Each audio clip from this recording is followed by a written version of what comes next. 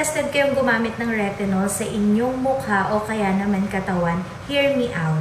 If you are 20 years old pataas, pwede kang gumamit ng retinol as long as tolerated siya ng skin mo.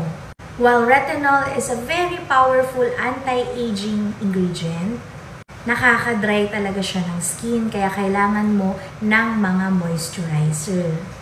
What I do in the morning, hindi na ako nagre-retinol sa face ko, sa gabi lang. So first, kailangan meron tayong moisturizing na facial wash. Second, meron tayong hydrating toner. And we can proceed applying itong serum. Yan. And then, aantayin lang natin mga 1 to 3 minutes yung fully absorbed na siya ng face natin, tsaka tayo mag-a-apply ng ating retinol cream.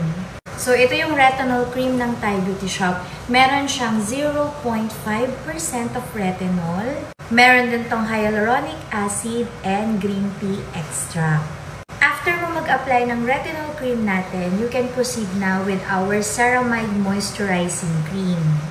Ito yung magla-lock-in ng lahat ng in-apply mo sa mukha mo. Ayan ang nighttime routine na pwede kong i-recommend sa lahat ng gustong gumamit ng retinol.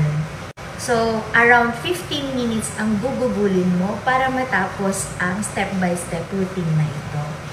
Pero I hope maging worth it siya and ready ka din in case na meron siyang purging.